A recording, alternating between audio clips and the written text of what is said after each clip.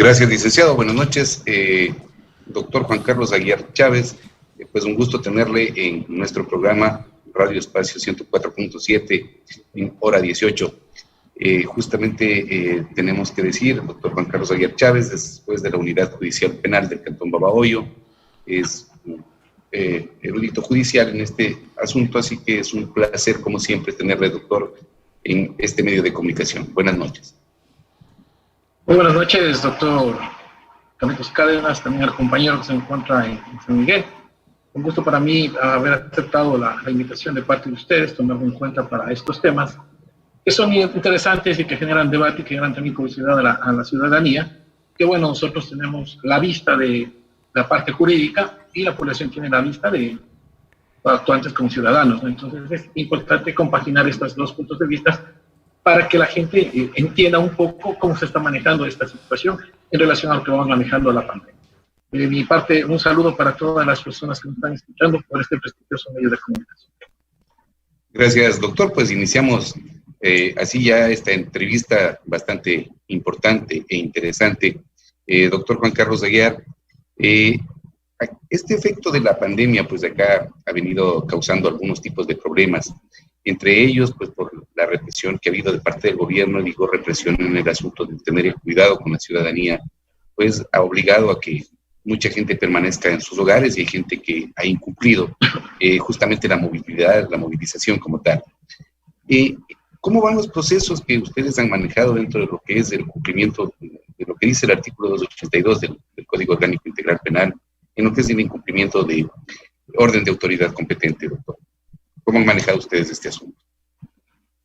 Bueno, me parece una pregunta muy interesante, doctor. Como usted sabe, el artículo 282 se encuentra tipificado en el Código Orgánico Integral Penal y trata sobre el tipo penal de incumplimiento de decisiones legítimas de autoridad competente.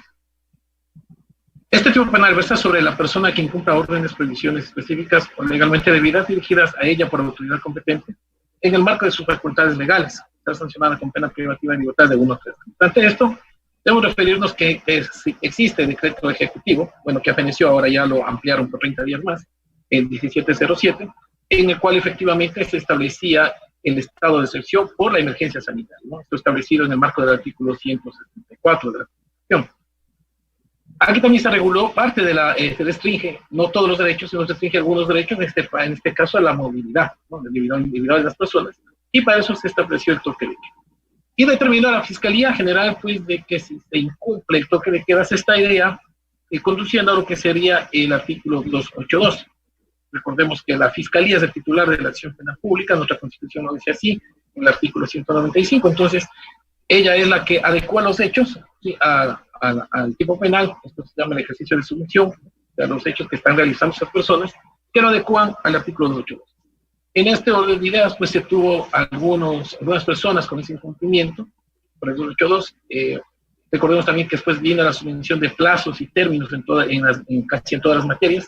Se enfrentaría nada menos lo que serían delitos flagrantes, y para los habeas corpus, y después ya la Corte ya también determinó en este sentido y en este orden de ideas, de que efectivamente también tiene que darse paso a las garantías jurisdiccionales. Ahora el problema que radica es qué pasa con esta suspensión de términos y estas personas se encuentran procesadas, y recordemos que este tipo penal es por se tramita por tema ordinario, es decir, 30 días de instrucción fiscal, porque está dentro de los delitos de excepción que nos dice el artículo 640 del Código Orgánico Integral Penal. Entonces, con la suspensión de plazos y términos, se estaría tal vez vulnerando, por ahí discutimos en un grupo que se llama Aprendiendo Derecho, se estaría tal vez vulnerando el derecho al derecho a la inocencia, a la presunción de inocencia. Se estaría esto limitando en el tiempo razonable que nos dice la Corte Interamericana, que tiene que resolverse en un tiempo razonable la situación jurídica de estas personas.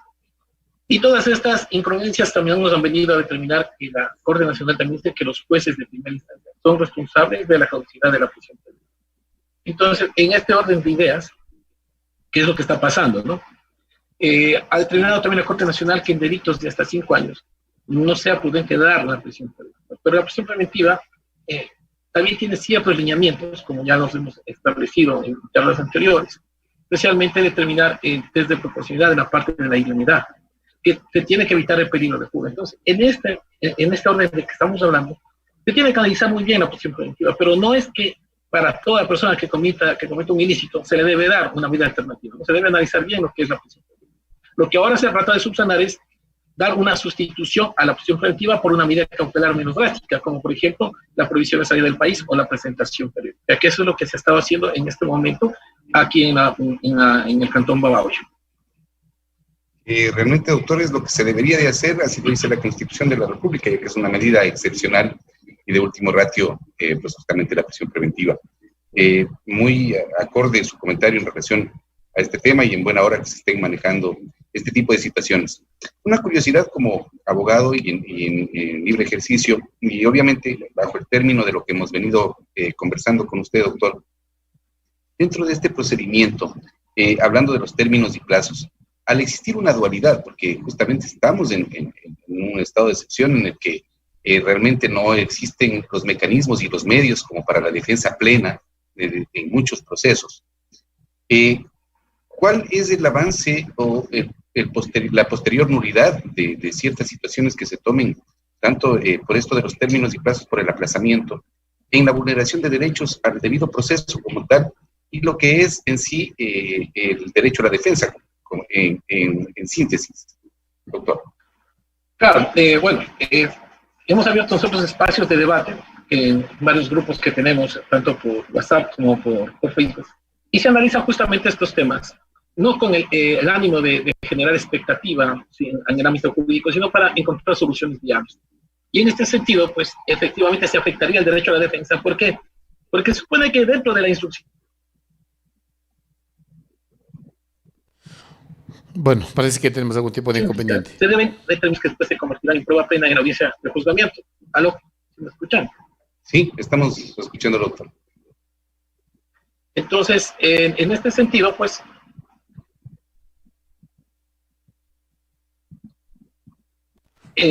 inocencia, ¿por qué? Porque todo este tiempo se encuentra esta persona privada de su libertad y por una medida cautelar que al tiempo que se está ya al tiempo que con esta suspensión de plazos y términos se estaría degenerando en sí la finalidad de la prisión. Sería la presencia del procesado al proceso para exigir su comparecencia. Entonces, se estaría ya degenerando esta medida cautelar y es por eso que se está dando paso a que se sustituya esta medida por una medida menos drástica, como la dije hace un momento, como sería la prohibición del país, que en este momento es la medida más idónea. ¿Por qué? Porque dentro del estado de excepción se encuentran, ¿no es cierto?, prohibidos los vuelos internos, tanto como externos, es decir, nacionales e internacionales. Entonces, nos da la garantía que la persona no se va a fugar, no se va a ir del país. Entonces, a excepción también del estado el toque de queda que se amplió el término desde las 2 de la tarde. Entonces, es una medida ya idónea y esperemos a futuro ver qué tema en sí toma la Fiscalía. Nosotros hemos analizado, no lo estoy haciendo análisis como juez, sino como profesional del derecho, obtener estos indicios de responsabilidad, y pienso que terminará esto en exámenes abstentivos. Eso es lo que pensamos nosotros en lo que hemos analizado. Otro de los factores que está preocupando a la ciudadanía aquí en Babahoyo es cosas que se han quedado latentes por esta pandemia. Por ejemplo, lo que son las fotomultas, esto que vino de los fotorradares. Doctor, ustedes que atienden estos tipos de contravenciones y de infracciones, en ese sentido, ¿cómo han quedado ustedes en relación a eso? ¿Qué se va a hacer? ¿Se va a pagar? ¿No se va a pagar? ¿Qué está pasando con esta situación?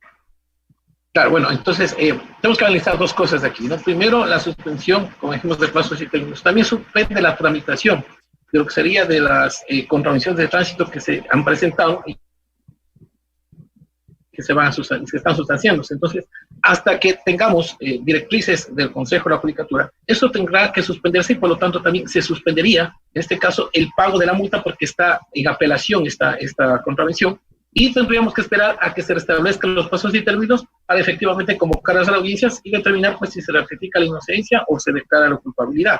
Pero mientras tanto, tampoco podrían cobrarse estos valores sea cualquier organismo de vigilancia de tránsito, como la ATM municipal o la Comisión de Tránsito del Ecuador, ¿no?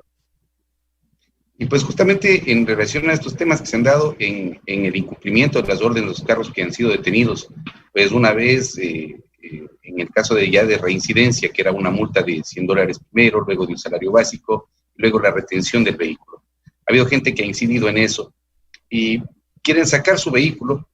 Usted nos ha dicho de que se suspenden estos pagos, pero lo primero que exigen es tiene que pagar para poder sacar el vehículo. Y es más, ha habido quejas de la ciudadanía en relación a esto, de lo que estaba haciendo la ATM acá en Babahoyo. ¿Cómo se ha resuelto judicialmente esta situación?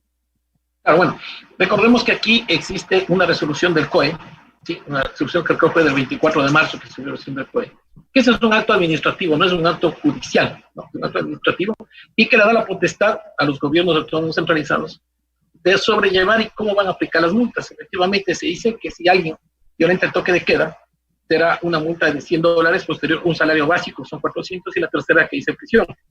Bueno, pensé que deberían haber dicho es privación de la libertad, ¿no? Pero bueno, dicen prisión. Y regresaríamos nuevamente al artículo 282. Pero esto ya es un acto administrativo que los GAL municipales y los están manejando. Tengo entendido que inclusive también la ATM de Babahoyo lo que están haciendo es que si alguien incumple con su vehículo, no paga, sino que lo va a retirar y posteriormente se va a ir descontando en los servicios básicos. Es lo que tengo entendido esta multa. Doctor, para justamente terminar con este segmento, en relación a lo que fueron las fotomultas y los fotorradares de los problemas que han habido acá, mucha gente ha hecho una impugnación, pero ustedes como jueces también se ven abocados porque la ley es justamente, ustedes lo que hacen es aplicar la ley, y la ley dice que en el caso de que se sobrepase el límite de velocidad, pues justamente tendrán que ser sancionados, y es lo que ustedes como jueces han venido haciendo. Pero en este caso, ¿de qué sirve la apelación? Sí, obviamente se puede decir de que hay un mal contrato, de que no fue claro, de que pusieron un fotorradar o una cámara de estas en una vía estatal que no podía estar dentro de la ciudad. Pero todos estos alegatos en relación a lo que es ya la parte jurídica, como jueces ustedes no pueden hacer en este caso, para que usted nos explique, una forma interpretativa de la ley, sino simplemente cumplir. Se infraccionó, hay que cumplir. ¿Cuál es el objeto de la impugnación? Bueno, una pregunta muy importante, doctor Carlos Cárdenas. Bueno, en este sentido, no, como digo, no voy a pronunciarme tanto como juez, voy a pronunciarme como profesional del derecho, para no crear expectativas, sino simplemente hacer un análisis, como lo hemos hecho siempre, analizando al derecho. Por ese sentido, como ustedes saben, existe un contrato de por medio, ¿sí? Que se le dio a Transvial por parte de la Municipal de Babahoyo. Este contrato está acorde a la ordenanza, y dentro de la ordenanza, en el artículo 6, determina que una vez que es captada, ¿sí?, la fotografía por fotorradar, un vigilante, un agente civil de tránsito, debe validar esta información. ¿Qué significa validar? Que determine que efectivamente la placa pertenece al vehículo que tomó. Si no existe esta validación, no tiene efecto jurídico este acto administrativo que sería la contravención. Y eso tiene que demostrarlo la ATM en una audiencia. Entonces, en la audiencia tiene que venir el vigilante a certificar que él validó esta contravención, estableciendo que la placa que salía en el fotorradar es efectivamente pertenece al carro de Faltas, ¿no? Entonces, en este sentido tiene que hacerse las cosas. Otra cosa también, el reglamento, la ley de tránsito también determina sus casos excepcionales, por ejemplo, un caso de salud, ¿sí? Este caso de salud también puede aplicarse. ¿Para qué? Pongamos si es que la persona que está conduciendo, ¿sí?, en ese momento se olvidó de tomar algún medicamento y le está afectando su salud. Tiene la primacía de llegar rápido a un centro médico. Y obviamente, con criterio, él va a acelerar. ¿Sí? ¿Por qué? Porque está en juego su vida. Entonces, va a rebasar estos límites de velocidad, y en ese sentido también existe esa excepción. También podemos aplicar en los casos fortuitos o de fuerza mayor, que también se pueden aplicar. Entonces, en este sentido, sería de analizar bien cada situación, ¿sí? Porque lo único que hace el fotorradar es determinar la velocidad. Pero existen las situaciones conexas de que por qué se rebasó ese límite de velocidad, ¿sí? ¿Por qué se aplicó la contravención? Pero hay que analizar en conjunto todo lo que rodea la contravención. Y pues si es que en la materia administrativa, como digo, no comparece el vigilante, o no está la firma del vigilante en la contravención de que diga quién validó, esto degenera en un acto administrativo nulo. Brillante la exposición y gracias por la aclaración. Doctor, pues justamente hago esta pregunta también por incógnita personal, porque ha habido muchas apelaciones de tránsito que hemos asistido, y obviamente jueces simplemente han dicho esto es un acto administrativo, así que en la vía judicial yo solamente tengo que sancionar de que existió o no existió la infracción y se acabó el problema. pero usted nos ha abierto un camino bastante amplio y grande, y así es el derecho, pues, y así se tiene que demostrar. Pero en este caso, esto ya no es apelable, pues es una contravención en este caso de tránsito y no se puede apelar. En el caso de que un juez no haga esta situación que usted nos ha descrito y que es el debido proceso, ¿en qué quedaría el usuario? Si obviamente sabemos que ya no podemos de ahí apelar o impugnar en esta situación. Bueno, yo creo que aquí se debe hacer mesas de diálogo. ¿Sí? Debe crearse una mesa de diálogo entre el Consejo, la Judicatura, el Gobierno Municipal, la empresa Transvial, y arreglar estos nudos problemáticos. ¿Sí? En fin, el fin de los cuantos radares es disminuir los accidentes de tránsito, ¿sí?, que existen por exceso de velocidad. Se ha degenerado, porque digo, ha habido estas falencias en el contrato, en el cumplimiento, pero debería haber una mesa de diálogo, como digo, la Judicatura, el Gobierno Municipal, Transvial y los representantes de las cooperativas de transporte, para delinear y determinar los efectos, cómo se va a solucionar esta situación. Porque, como digo, o sea, cada juez es responsable de su resolución, ¿sí? Y tenemos que aceptarla, ¿no? Cada juez tiene que motivar por qué acepta esta condenación o por qué la niega, obviamente, pero sí sería bueno, como digo, una mesa de diálogo para tener todos un criterio informado y de esta manera resolver a favor de los derechos, ¿sí?, a favor también de la ley, y de esta manera encontrar un equilibrio entre lo que sería el cometimiento de estas infracciones y las sanciones. Es muy claro, muy cierto en ese asunto. Esperemos que la gente nos escuche, en este caso las autoridades competentes como tal, y seremos a través de este medio de comunicación, pues, quienes promulguemos de que exista una comunicación para que no existan derechos vulnerados de lado y lado. Es decir, porque exactamente usted ha dicho, el objetivo principal es salvaguardar, que no se cometan más accidentes de tránsito, salvaguardar vidas, pero en efecto, de ahí a que se convierta esto en un negocio de una compañía particular, pues hay mucha distancia, y eso sí afectaría el interés del pueblo, y mucho más después de lo que nos ha sucedido en el Ecuador y el mundo, que es esta pandemia. Entonces, obviamente sabemos que el momento que se paralice esto, ya van a empezar a hacer los cobros y a exigir esos cobros, y obviamente el pueblo ahí sí se va a ver bastante afectado. Entonces, muy bienvenida su reflexión, doctor, en relación a este tema. Otra de las cosas que están preocupando son los manejos virtuales, doctor, de las audiencias. ¿Cómo se está manejando la Judicatura en relación a este tema? Bueno, la Judicatura ya hace unos días atrás ya dio unas charlas virtuales, ¿sí?, sobre el manejo de las plataformas del Policom y de Zoom. Hay que aprovechar estas plataformas.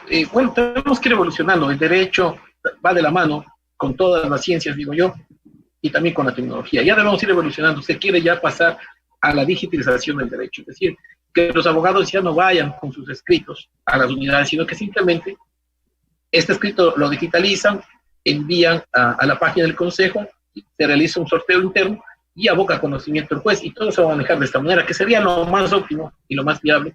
Obviamente que se tendrá que tener un respaldo en caso de que la red se caiga o sea saboteada, porque todo el mundo puede llegar a eso, a que sean saboteados estos elementos informáticos, y de esta manera salvaguardar esta información.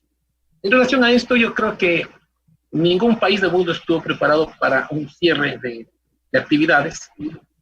La función judicial, si bien tenemos al frente a nuestros héroes, que son los médicos, y que son la policía, que son los militares, también son la gente que ha hecho frente recogiendo en la recolección de basura, que para mí ese es un trabajo más digno, y que están ahí ellos brindándonos todo este apoyo. Pero también estamos nosotros, la función judicial, la que ha mantenido el orden social, que ha tenido la paz social, que con el trabajo que hemos realizado los jueces, ahí sí me incluyo, hemos realizado los jueces en flagrancia, hemos estado permanentemente trabajando. ¿Para qué? Para darle a la sociedad esa tranquilidad. Porque imaginémonos que si la función judicial no trabajara, las calles fueran un caos, la delincuencia tomaría rienda suelta, y esto sería un desastroso para el cantón y para la ciudad.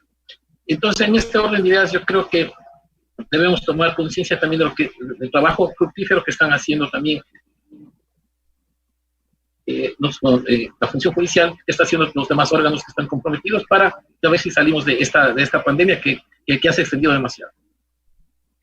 Pues justamente, doctor, ustedes también están en primer plano, en primera línea, ustedes están atendiendo flagrancias, y esto es grave, porque en ciertas flagrancias ustedes podrán hacerlos vía virtual, pero también otras han tenido ustedes que hacerlo en forma presencial.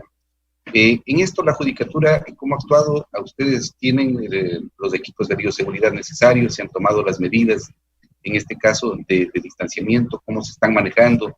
El abogado particular, defensor público o privado, en este caso, tiene que estar al lado de la persona, en este caso, que se va a procesar, en el caso de flagrancia. ¿Cómo lo están manejando en las unidades judiciales? Bueno, una buena pregunta también, doctor. ¿Por qué? Porque los proveedores de servicios de Internet juegan un papel muy importante.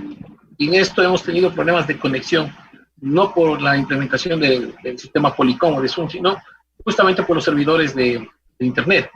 Ante esto ha habido muchas discusiones sobre el principio de inmediación, porque si bien es cierto, tiene que estar presente el abogado o el defensor público con una persona que está aprendida para escuchar qué pasaron los hechos. Ustedes recuerden que parte policial es meramente informativo, entonces tiene que hablar con su abogado de confianza, con el defensor público, para establecer cómo son los hechos, porque el primer hecho que nosotros debemos determinar es la flagrancia, existe o no existe. Posteriormente a eso, los arreglos sociales que siempre presenten flagrancia, ¿cómo los va a analizar? El fiscal está en una pantalla, ¿cómo lo va a analizar el defensor público? Entonces, esos problemas de inmediación es lo que se tendrá que ir solucionando, y para eso creo que va a tener un gran trabajo la Corte Nacional y la Corte Constitucional para establecer sobre estos nudos que se van a ir dando con la implementación de estos medios telemáticos, porque no ha existido un estudio, no se ha estado ya implementando como para ir aseverando qué problemas se van a ir presentando. Yo creo que se van a ir solucionando, se van a ir subsanando a medida que vayamos avanzando con la tecnología y con las audiencias telemáticas que se están dando. En el caso de lo que se vaya a hacer a futuro, muy bien, se harán estas verificaciones por parte de la Corte Nacional, de la Corte Constitucional, pero con lo que ha venido ya pasando, es decir, con los que ya se han dado las flagrancias y todo esto, al no tener esa accesibilidad, se estarían vulnerando ciertos derechos, justamente de la persona procesada, en este caso, si es una flagrancia, y si se formulan cargos en contra de ella, obviamente. ¿Cuál sería el principio de legitimidad y de legalidad que se podría vulnerar? Usted ya lo ha explicado, doctor, pues justamente por la inexistencia de física, en este caso, del expediente como tal, de la verificación. Es decir, solamente se formularía cargos a través de fiscalía por presunción de un parte policial. Entonces, ahí habría una brecha jurídica en este caso, de lo que es exactamente la comprobación, si se quiere, porque no se puede decir pruebas en este momento, sino una comprobación en esta audiencia. ¿Cómo se logra eso? ¿Y cuál sería el rompimiento, si es que existe, el rompimiento del principio de legitimidad y de legalidad? Bueno, doctor, en este sentido yo pienso que la Fiscalía tiene que actuar bajo el principio de objetividad, ¿no? El principio de objetividad que lo impone nuestra Constitución y lo también recogido por el Código Orgánico Integral Penal en su artículo 5, número 21. En base a esto, la Fiscalía, pienso yo, que está realizando un papel muy objetivo. Ya hemos tenido audiencias en donde han dejado investigaciones previas. Por ejemplo, hemos tenido un delito por lesiones de accidente de tránsito. Por las situaciones que hay muchos compañeros de la Fiscalía, pues, que están imposibilitados de viajar. El médico legista, el doctor Arnoldito, en un tiempo estuvo enfermo. Entonces, imposibilita de que se haga un examen médico legal. Entonces, en este sentido, ¿qué se hace? Se deja una investigación previa para que posterior con la restauración de plazo y término se pueda realizar una investigación. El problema que tenemos es ahora justamente como sea las personas que incumplieron el toque de queda por los hechos. Pero ya se subsanó, se les ha dado la mayoría a los que han pedido con abogados particulares, con defensores públicos, la sustitución de la medida para que se defiendan ya en libertad, ¿no?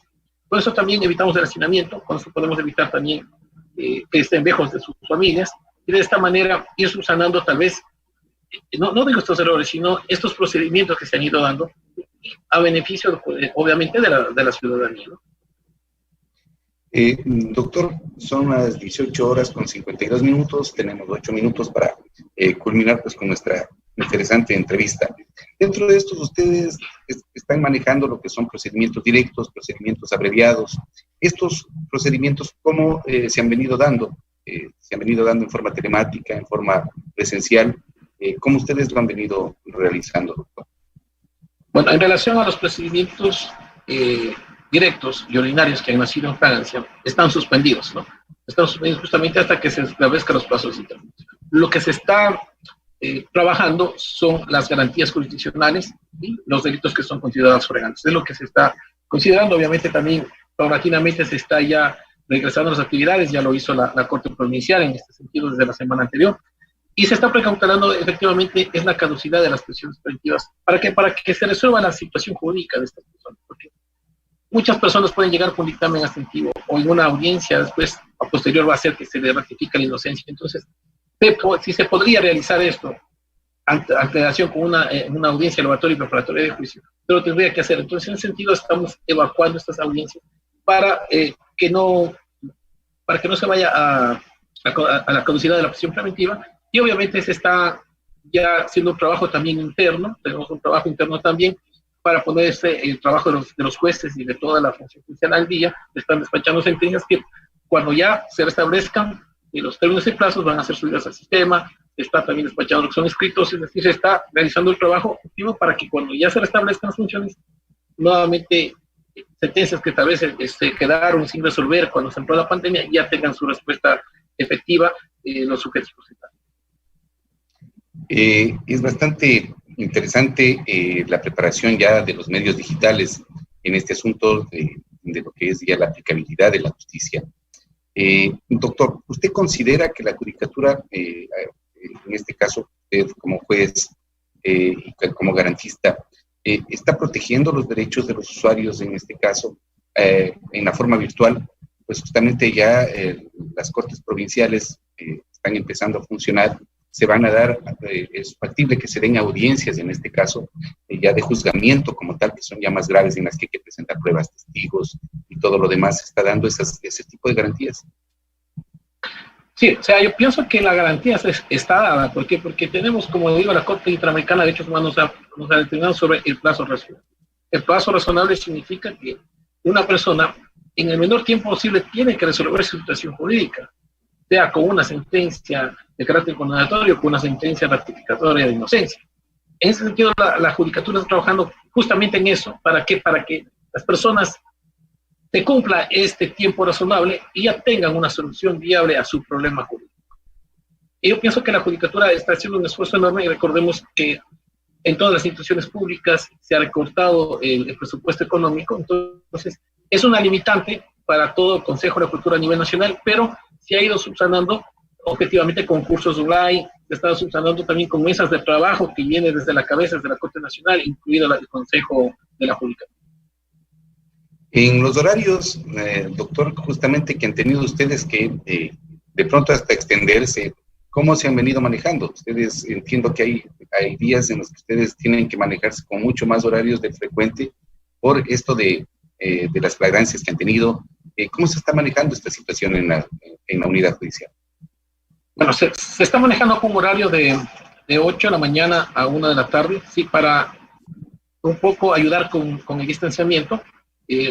Cada juez va a trabajar 3 días, lunes, miércoles y viernes. Los otros jueces, martes, jueves y sábado.